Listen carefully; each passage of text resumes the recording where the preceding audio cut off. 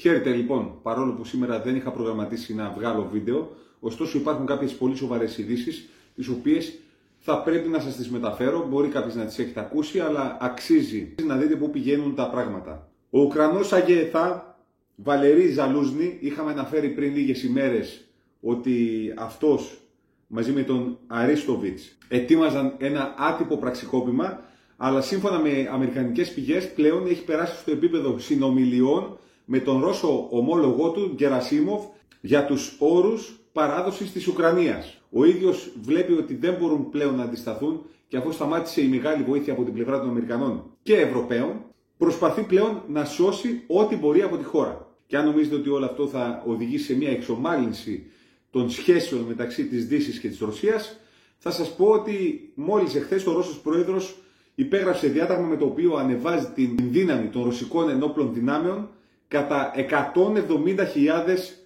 στρατιώτες μόνιμους. Σύμφωνα με τους ίδιους, αυτές οι διαπραγματεύσεις γίνονται εν αγνία του Ουκρανού Προέδρου. Ο ίδιος ο Ζελένσκι διέταξε οπισθοχώρηση και κατασκευή αμυντικών οχυρώσεων σε όλη τη χώρα. Δηλαδή προσπαθεί να σώσει ό,τι έχει απομείνει από την επέλαση του ρωσικού στρατού. Τώρα θα σας πω και κάτι για να γελάσετε. Βγήκαν οι Σκοπιανοί και επειδή έγινε όλος αυτός ο τόρος με τα κλεμμένα γλυπτά του Παρθενώνα, βρήκαν την ευκαιρία λοιπόν κι αυτοί για να πούνε ότι εμείς κλαίμε για τα Μάρμαρα, ενώ τους έχουμε αρπάξει την Μακεδονία. Μας δημεύσατε δική μας περιοχή μαζί με τα μνημεία μας. Είχαμε παρουσία, λέει, ακόμα και στην Πελοπόννησο. Αυτά που σας λέω αποτελούν δημοσίευμα της Νόβα Μακεδόνσκα.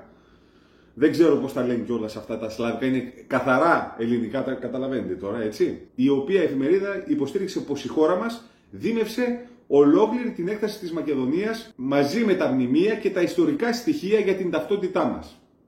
Λοιπόν, όποιος βρει σλαβικές γραφές οι οποίες να παραπέμπουν σε μακεδονική περίοδο, παρακαλώ πολύ να τηλεφωνήσει στους φίλους μας, τους Σκοπιανούς, και να τους δώσει τα στοιχεία, γιατί δεν μπορώ να καταλάβω σε ποια ιστορικά στοιχεία και ταυτότητα αναφέρονται. Αν μιλούν για μακεδονική, τότε δεν μπορούμε να έχουμε κλέψει κάτι, γιατί είμαστε ένα.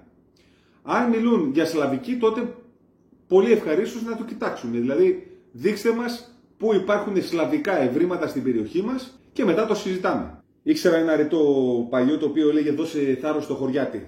Να επιστρέψουμε όμως στα σοβαρά γεγονότα τα οποία έχουν να κάνουν, και γι' αυτό το λόγο κάνω κυρίως το σημερινό βίντεο.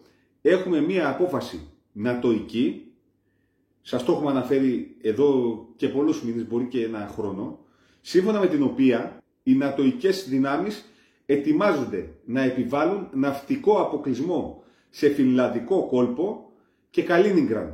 Περίπου 70.000 νατοικοί στρατιώτες γύρω από την ρωσική περιοχή, κάτι το οποίο είχαμε πει από τότε πως αποτελεί αιτία πολέμου για τη Ρωσία. Σε κόκκινο συνεγερμό έχουν τεθεί οι ρωσικές ναυτικές δυνάμεις, η αεροπορία και ο στρατός στην περιοχή του Καλίνιγκραντ, καθώς η Μόσχα ετοιμάζεται για σύραξη ευρείας κλίμακας στη Βαλτική. Οι Ρώσοι σημειώνουν πως είναι πολύ πιθανό να ανοίξει το νέο μέτωπο ακόμα και εντός του 2024. Δηλαδή τι κάνουν τώρα οι Δυτικοί?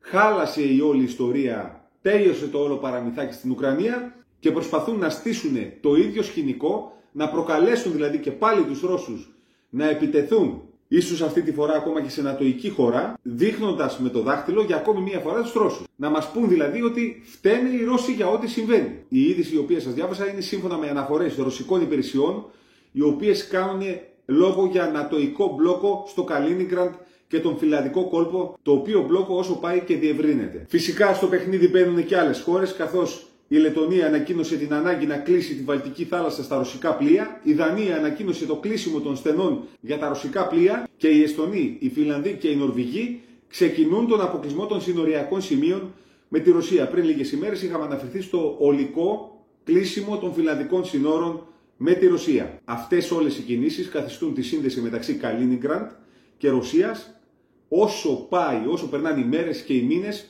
πολύ πιο δύσκολη. Είναι σαν μια στρόφιγγα που την κλείνουν σιγά σιγά.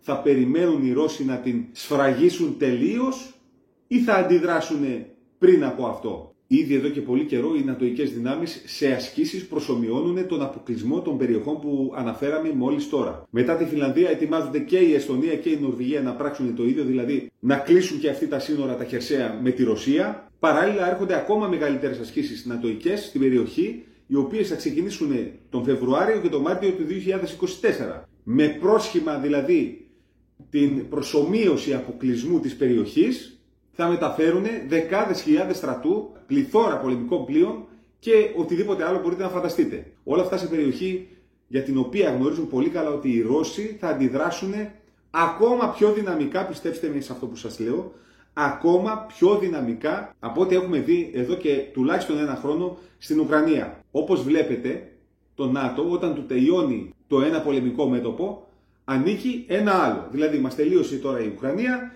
έχουμε ανοίξει κάτω στη Μέση Ανατολή. Παράλληλα, επειδή ίσως δεν τους βγαίνει όπως ακριβώς θα το περίμεναν, ετοιμάζονται να ξεκινήσουν και αυτό το οποίο προειδοποιούσαμε εδώ και πολλούς μήνες.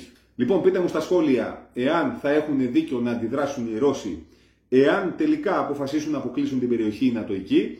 Σύμφωνα με τις πληροφορίες βέβαια και τις κινήσεις των δυτικών στρατευμάτων, ήδη προχωρούν προς αυτή την κατεύθυνση και θέλω να μου πείτε και την άποψή σας για το δημοσίευμα της Σκοπιανής Εφημερίδας. Έχει κάποια υπόσταση όλο αυτό ή απλά παίρνουν λιγμένα? Αυτά τα λίγα για σήμερα. Σας ευχαριστώ πολύ. Καλή δύναμη σε όλους.